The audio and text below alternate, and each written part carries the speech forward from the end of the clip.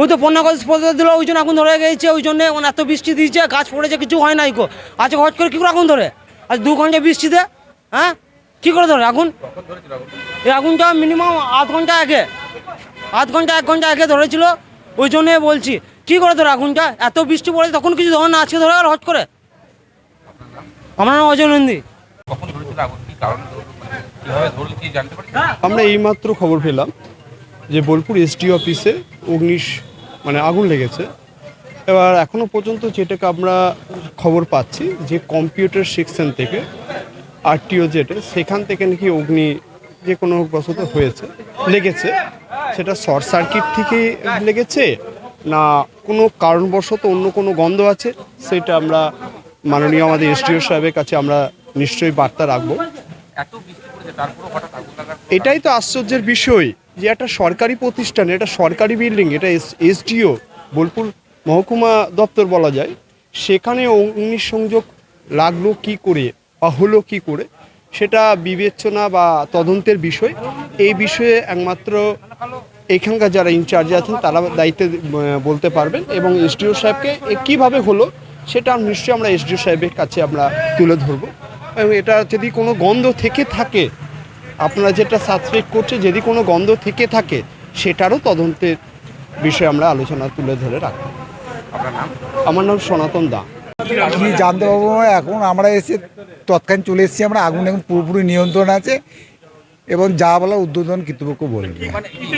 এখন কিছু বলা যাবে না, পুরো ইনভেস্টিগেশন না করে কিচ্ছু বলা যাবে না। এটা এই মুহূর্তে কিচ্ছু বলতে পারা যাবে না।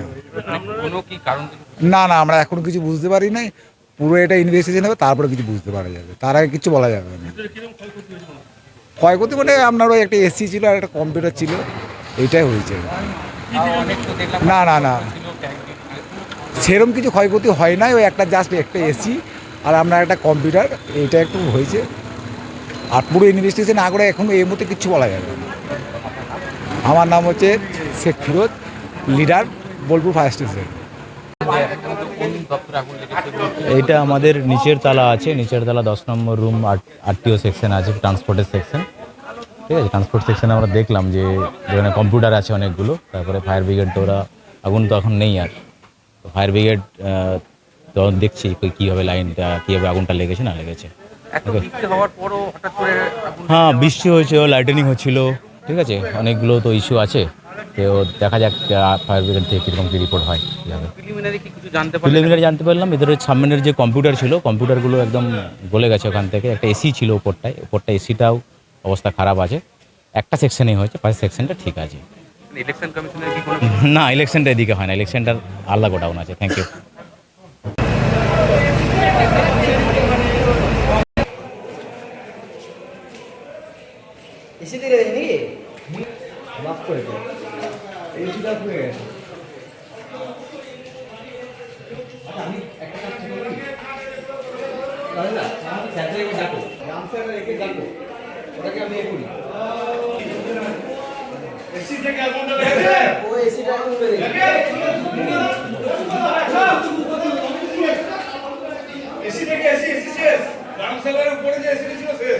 ওইদিকে লাইটে সুইচ দিয়ে সুইচটা মারো।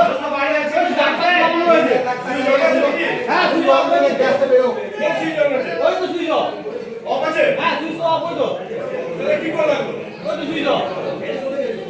সামনে না হয়েছে, সামনে না হয়েছে। ওই গ্যাসটা বেরিয়ে যাক।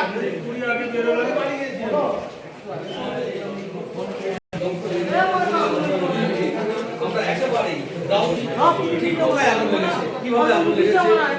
বাবা, এখানে তো প্রচন্ড না হ্যাঁ স্যার, এটা সব হয়ে গেছে।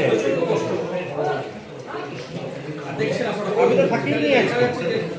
শীততাপ নিয়ন্ত্রণ যে মেশিন, অর্থাৎ এসি মেশিন, এসি মেশিন সম্ভবত মেন সুইচ অফ রয়েছে, সেই ব্লাস্ট করে কিন্তু এসি সুইচ অফ আছে।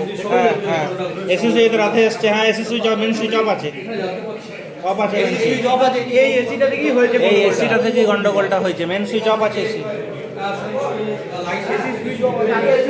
হ্যাঁ হ্যাঁ, আমাদের এসি মেন সুইচ অফ রয়েছে, মেন সুইচ অফ আছে।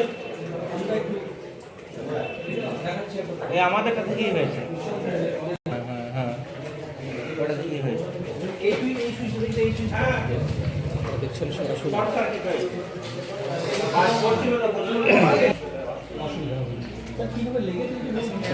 ফায়ার ব্রিগেড থেকে যারা এসেছেন ওরা ওই জায়গাটা একদম পুরো পাইপ ফাইপ সব পুড়েছে, ওই জায়গাটা আর পুরো কিছু ওই সিটা থেকে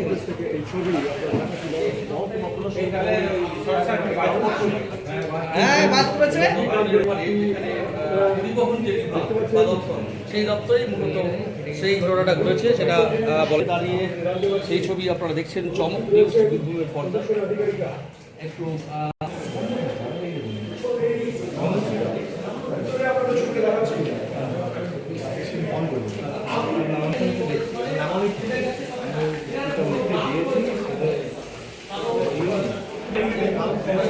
দেখাচ্ছি, আপনাদের দেখতে পাচ্ছেন